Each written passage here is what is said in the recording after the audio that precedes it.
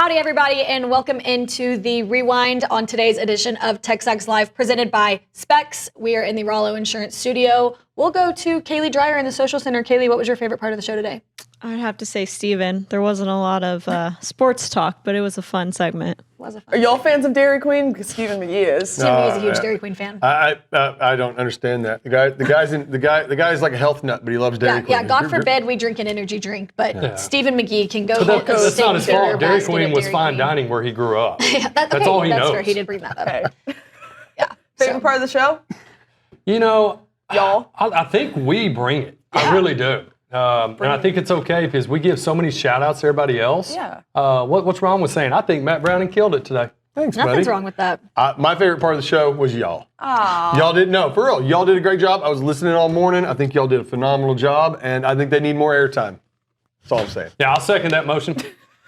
Thanks, guys. We appreciate that. Yeah. We're sunshine pumpers. Bronny would probably disagree with y'all. No, well, But- what does Bronny know? Yeah, all right. Apparently nothing. It's okay to disagree in this work. Just fine. It's healthy.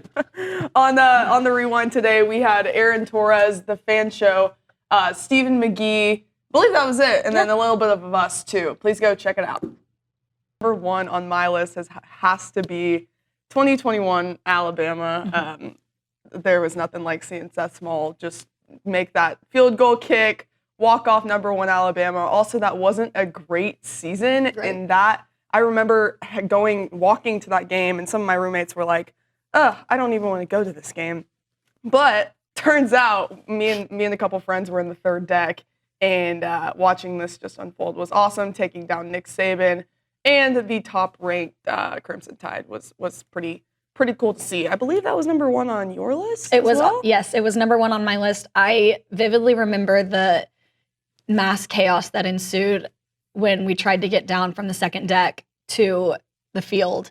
And my friend dropped her phone and we just had to leave it because there was no way we were getting back to get it. But it was crazy. And I know, like, There's the kick right there. Yep. Yeah, look at that. I mean, it was beautiful. And I think my favorite thing going back and rewatching that game was seeing when the 12th Man Productions put the, like, I don't know if you've seen it, but it's the Titanic music, or no, it's it was A-Chain's return. It's like the control room. The control room. Of the director and and hearing everyone over there. all of that happen. And obviously I have a greater appreciation for that production now, kind of being on this side of things at this office. But it was, I got chills. I still get chills every time I watch that video. And that moment at Kyle Field was hard to beat.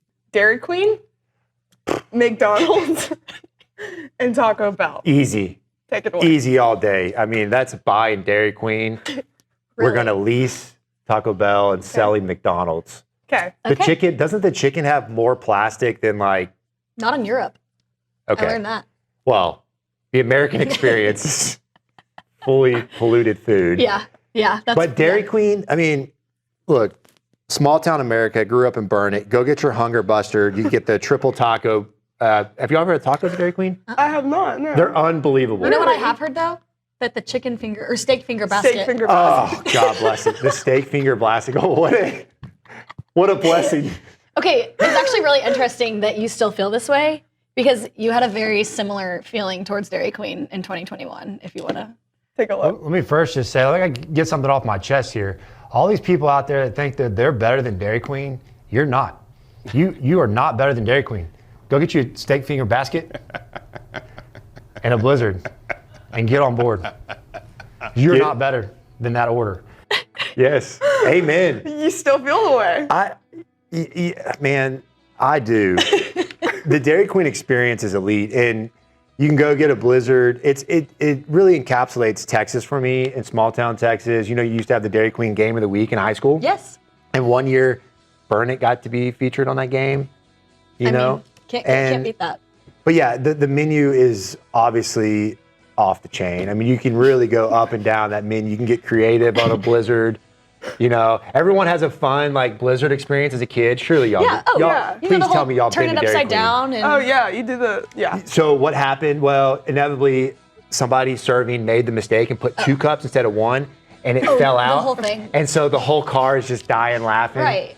He's currently listed to have the second best odds to win the Heisman this year, only behind Arch Manning And I was kind of curious to get your thoughts on if you see that being a real possibility kind of with his strengths and then also with LSU's schedule this year.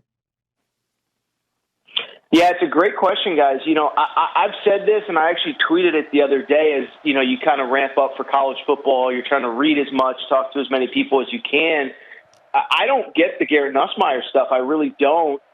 And, you look at the stats, and it almost reminds me of Jackson Dart. Jackson Dart goes in the first round, and I forget how many touchdowns he actually threw for. I want to say 28, 29. But then you look at who he did it against, and it's like, well, Jackson Dart wasn't even very good in Ole Miss's biggest games. And I feel the same way about Garrett Nussmeier. I pulled the stats over the weekend where 29 touchdowns last year, 16 of them came in LSU's 5 out-of-conference games if you include the bowl games. So basically 13 TDs, 8 interceptions in 8 SEC games last year. I don't get it.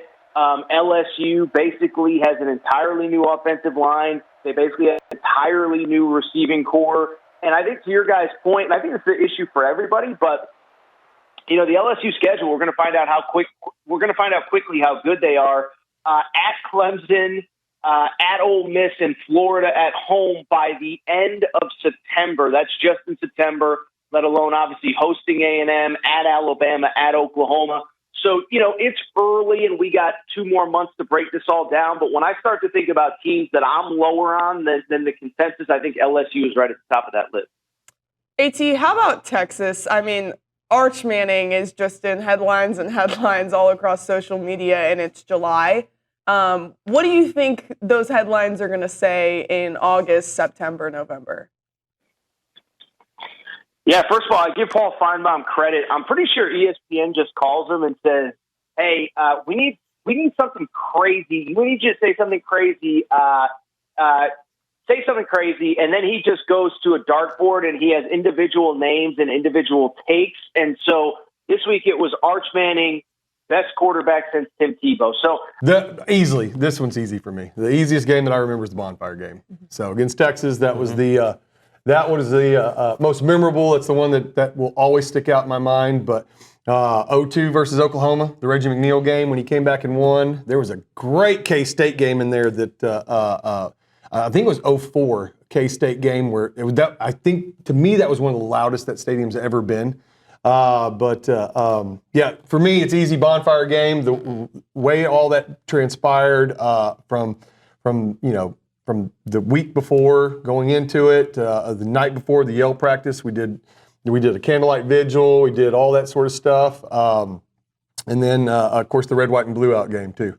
So I hope I didn't steal all because no, I actually was not there for those, so I have some different ones. I was at all those games, and those were from my time, from in what you would consider to be my era. Those were the best ones. Those were the most that stood out the most. Those were just awesome games. They really were. And of course, all those were victories. So that always helps. Yeah, that helps for sure. Yeah, I mean, the LSU overtime obviously is probably the easiest one for most people to say, probably your generation. From your time. But from my time, it was around 1998 or 1999.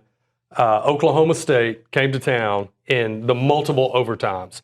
It was absolutely the one of the greatest games ever. A buddy of mine that was supposed to go, he gave us the tickets. He's like, I don't even want to go. And it was a 3 or 4 overtime win. It was phenomenal. The other one I remember is watching Jamar Toombs at the Independence Bowl in Shreveport when it was snowing. Oh, that was a good one. Watching Toombs do what he did in the snow. We were literally running in these stands and doing snow angels. It was awesome. Now, we didn't get the win. I'm not going to get into that. But there's plenty of blame to go around. Yeah. All right? But watching Toombs live was fantastic. I do remember, I think the other game that I would stick out is a Kansas game. And I don't remember who won or lost. But let me tell you what I remember. Coach Mangini sitting over there. He's huge, okay? The Kansas coach.